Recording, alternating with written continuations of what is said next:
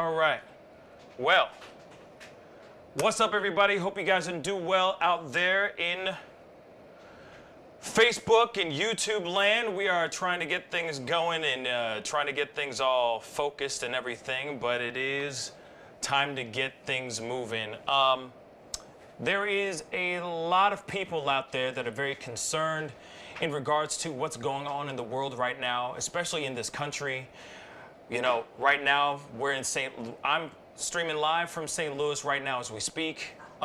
Things are quickly, not even slowly, things are quickly starting to go, starting to shut down.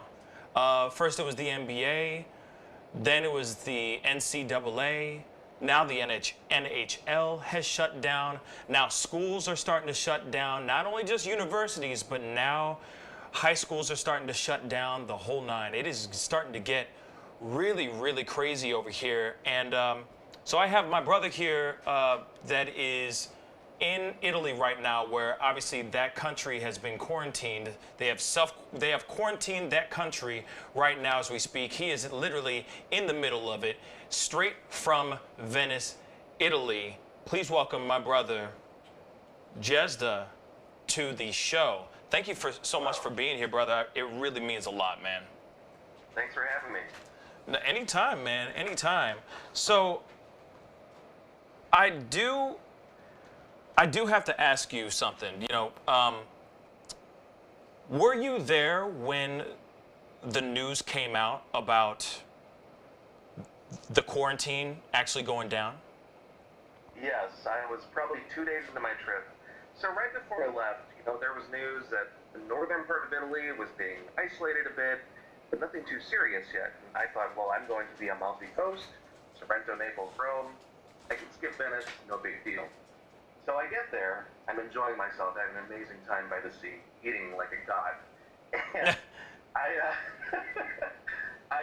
hear the news that they decided to make the lockdown all of Italy. Right. So that was shocking. Yeah.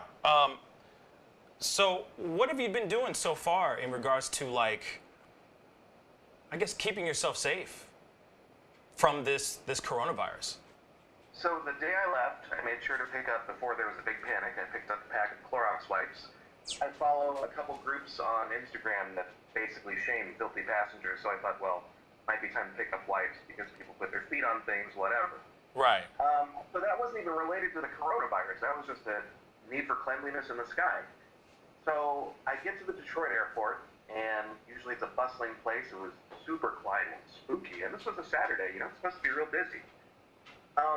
And I remember just how the atmosphere was just really off. Right. And then when I got to the counter, I was told my flight had changed. And I was like, oh. And they said, yeah, there was apparently not enough people on the original flight. So Lufthansa switched me to Delta, which I thought was great. To me, that's an upgrade. And yeah, I didn't think much of it. I was like, okay, so there's less demand. I'm getting the best of it. So everything's been fine so far? I mean, everything's been cool? Down south on the Amalfi Coast, it's as if it's almost like it's a different country. It's so economically disconnected from whatever else is going on in Italy. It's so isolated. It's so hard to get to begin with. I had to drive an hour and a half to Naples just to get there, to get to this place on the sea that I stayed at. It didn't really seem like a thing even when the lockdown happened, because the day that I left the Amalfi Coast was the day that they announced it. I was heading up the highway, the A3 or the A1, and supposedly that they were issuing passes and they were going to put up checkpoints to keep people from, the advice from the Prime Minister from Conte is to not travel, is to restrict travel. Right. So I was in my rental car going high speed, through Sorrento, Naples, sightseeing, to Rome. I wasn't stopped. I didn't have to fill out anything. I thought that the news was exaggerating what was actually happening. People were pretty laid back down there. The law doesn't really seem like it's a thing here. It's a very rebellious culture, I think. So everyone just wasn't, I don't think, yet taking it super seriously. So when did you start seeing people starting to take it seriously? So, my second day in Rome, my first day in Rome was wonderful. I ate wonderfully. I went and saw everything. I took cabs, I took Ubers. But day two is when the national government got serious and said, we're not just setting a 6 p.m. closure time for restaurants and bars, we're closing them full stop. So that's when I was like, well, the whole point of this trip was to eat. Yeah, no kidding. I was like, well, what do I do? I'm stuck with whatever is at the grocery store. I'm a terrible cook, and I have my hotel room for equipment, so I was at a loss for what to do. And that's when, at least for me as a tourist, things really started to get real. And I noticed at night, looking out my hotel room window, there were buses, public transit's still going, there's still people going to work, but you don't see the leisure crowds. You don't see as many tourists. Right. You don't see people with fanny packs and cameras and all that, and selfie sticks. It felt like a American suburb at night. That's how quiet it was. Wow. Yeah. So, okay, so you didn't see anything like as far as like any pandemonium, anybody like losing their minds, going crazy. I mean, it's a full shutdown right now. That country's fully shut down, quarantining themselves. Over here in America, people are going crazy over toilet paper for some crazy reason. So is there any particular items or anything that you've seen out there that maybe caused, just to see that there's proof that this is, like people are kind of becoming unhinged, That's a great question because my hotel room in Rome was directly across from a market, a supermarket. So I kept an eye out, sipping my wine and whatnot, and kept an eye out, stuck my head out the window just to see what people are going in and out for, how many people were going in and out. There wasn't that many people, actually. Supermarkets and pharmacies are open at regular late hours, so there's nothing unusual about that. There's no restriction on that. I didn't see people walking out with carts and arms full of toilet paper and 10 years of supplies of anything. People were just going about buying groceries and their normal items. And then I hear back in the U.S., there's a run on toilet paper. Yeah. So that's ending. Because for now at least, it's a less serious situation in the U.S. Yeah. As far as medically, less serious.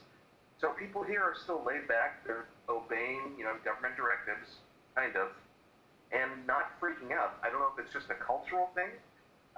You hear the stereotype of Italians being very hot-headed and ready, but I find that they've been not only exceedingly friendly and polite and wonderful to me, but to each other. They've, tried to keep some space. They're very social people. They usually are into their kisses, hugs, whatever, when they greet each other.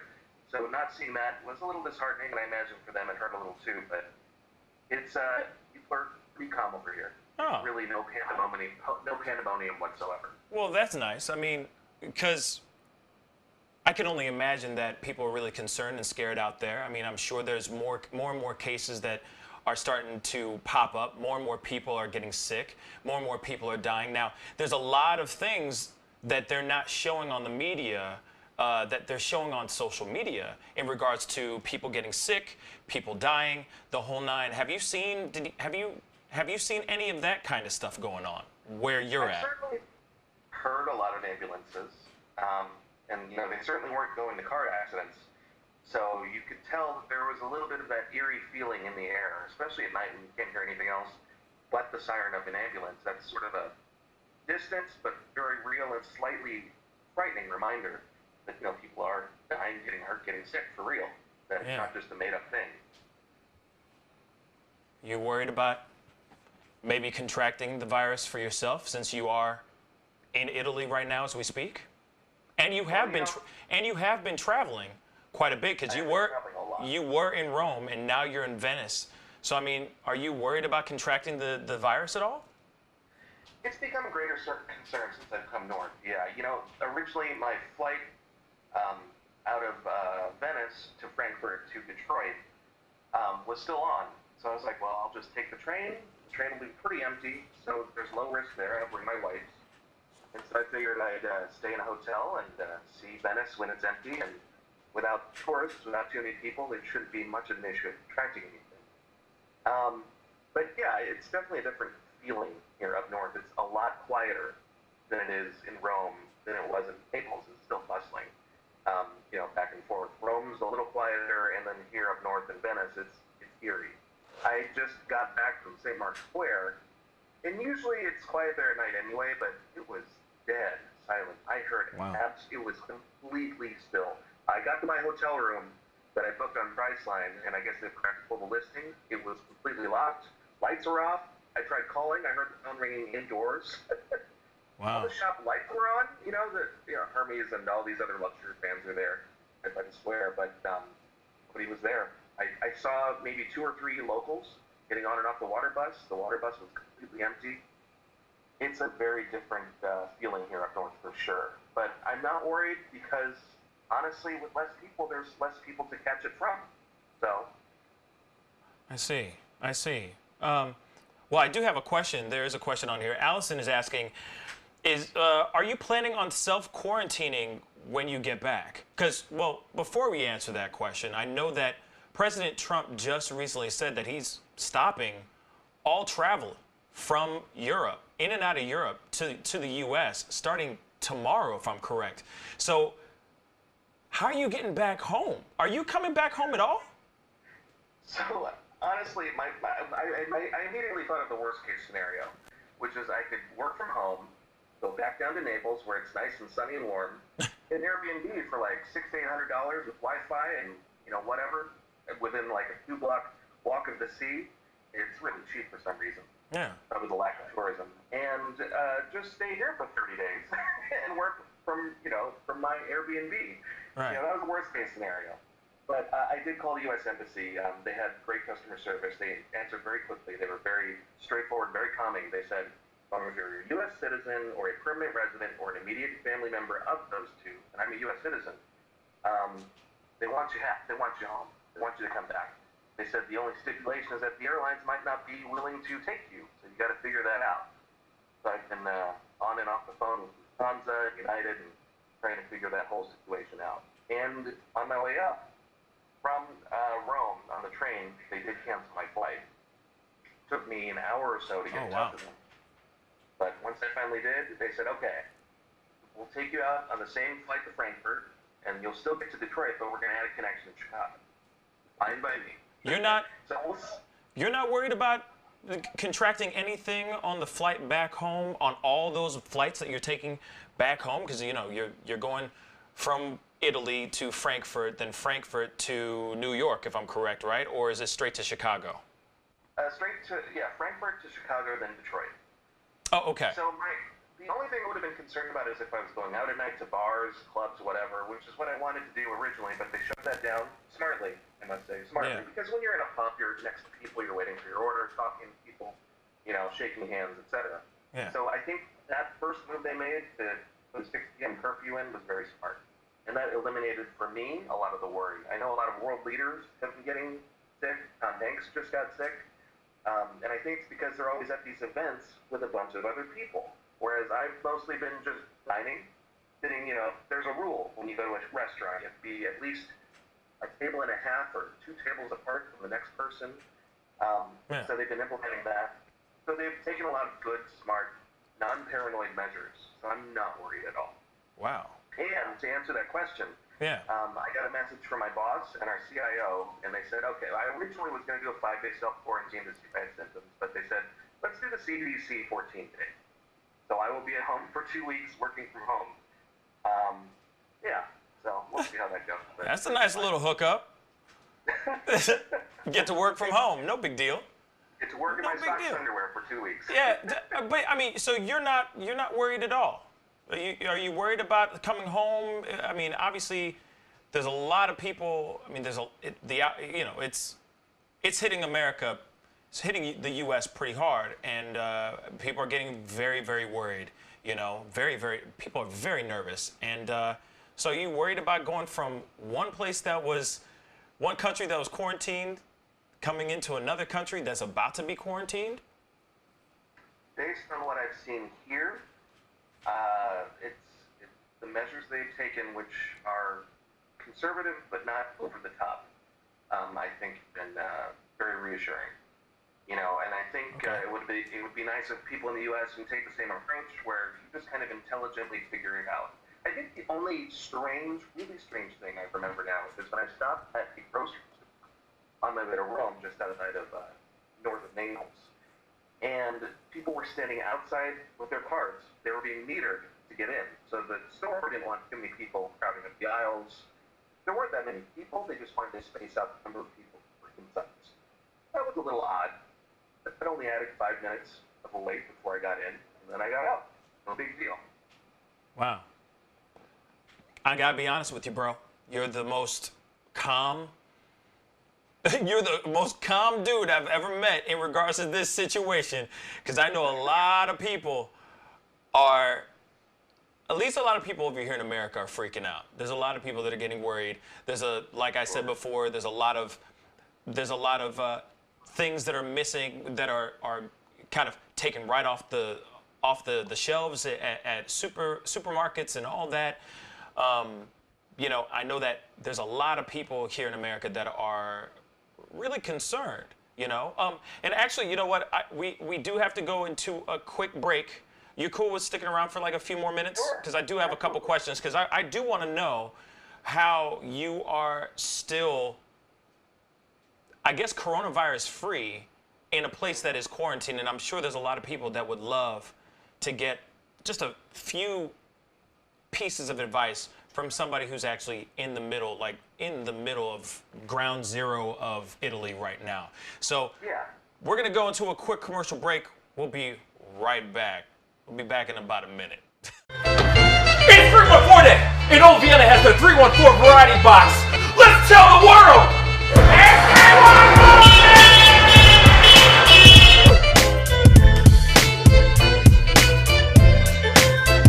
314 Day! It's 314 Day! Hey! 314 Day! Have a t-shirt!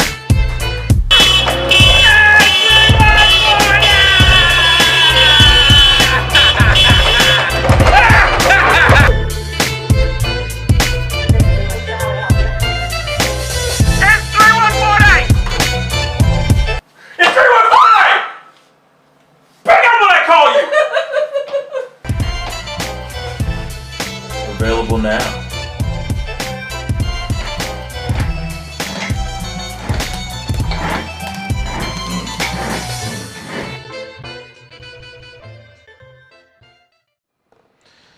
All right. Welcome back. Thank you guys so much for tuning in. I know there's some people that are still watching and are curious about this conversation with Jesda. Jesda, as we just said before, is in Italy right now as we speak, in a quarantine country because of the coronavirus. And of course, he's my brother. He's on his way soon to be back into America very, very soon. But I had to ask him what's going on inside of, fingers crossed. Fingers crossed. Hopefully he'll be back with no problems whatsoever here very soon. But wanted to ask you a couple questions in regards to, obviously what you've experienced over in Italy and what we should expect and what we should prepare for while we, over here in America. So my question to you, Jesda, is, one, you obviously are doing fine. So far, you haven't had any symptoms. You're not sneezing or coughing or doing it, you're not having the symptoms right now. So what is it that you are doing specifically to keep yourself out of harm's way? So I've been avoiding touching my face, mouth, eyes before, without washing my hands. So if I go out, go anywhere before I eat, I try to wash my hands if I can't find a sink. The rental counter actually had a basket of these wipes out when I landed in Naples. Wow. And, normally they hand out mints or something. They handed out alcohol wipes, which I thought was pretty smart. So I kind of picked up the vibe from there. You just got to wipe everything down before you touch it. When I was at the supermarket, I wiped down. One thing I noticed people didn't do, they all had their masks on, but they didn't wipe down their cart handles. And I thought, well, why isn't anybody else doing that? So I made sure to do that. That's, I think, something needs to be reminded. Baskets, when you go shopping with your 1,000 rolls of toilet paper, you might want to wipe that down. No kidding. And another thing is when I checked into the rental counter, there was a rope in front to keep a 1 meter distance from the agent. But at the time, it wasn't that serious down in Naples, so she's like, just cross over the line. So I crossed over and talked to her face to face like I would in the U.S. And then when I got to Rome, there was a much bigger barrier, I think at least 2 meters between me and the girl at the counter.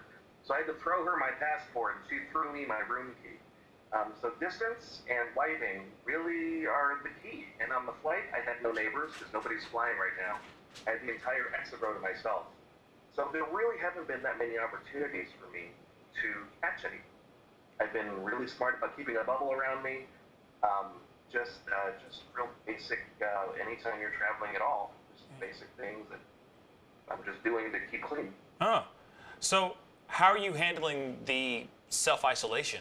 You know, is it easy for you, or are you having a hard time? I mean, not being able to have human-to-human contact, especially when you're out in one of the most beautiful countries, you know, on a vacation. Are you having a hard, like, are you finding it hard to kind of stay self-contained? It's definitely not as much fun when you can't be as close up to people face to face. I was at a cafe, and there were a bunch of people drinking, eating, whatever, and I wanted to talk to people and ask them questions and all that, but at the same time, I wanted to maintain that distance. The closest I got to actually direct human contact was I was in this remote farm, way down by the Amalfi Coast, way up on this cliff, and this family of 4 people actually. His mom was out filling in the fields. They had a vineyard and goats, pigs. It was their Airbnb activity. They cooked for me, making everything from scratch from stuff they grew on their own farm. They showed me their wine cellar. They made wine. I bought a bottle of wine from them. It was an absolutely incredible experience. But they all gave me hugs, shook hands. We were, nudging buddy as we were walking through the vineyard, talking about his family and his history. That was probably one of the best experiences of my life, by the way. Incredible. That's incredible. Experience.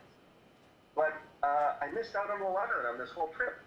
I stayed in my rental car a lot because it is a cleaner environment and sharing and being real close to people. One nice thing is that when you pump gas here, somebody else does the filling. So it's like New Jersey and Oregon. I usually don't like that, but for the sake of cleanliness, that is really handy. Right. So yeah, it's definitely, I can feel there's a social disconnect that I wasn't expecting when I got here. Because they're very social people, and well, so am I. So I wanted to go out at night and meet people and talk about what they did for a living and how life was here. But I didn't get that opportunity. But I, for at least the first half of the trip, I achieved my goals of seeing great things and eating extremely well. Now, so I'm still very pleased. You're saying that was happening during the quarantine, or is this before the quarantine happened, that you did some of this traveling and went to the farm and all that? This was before. This was before the lockdown, and it was also way down south, very disconnected from the rest of Italy, especially northern industrial Italy.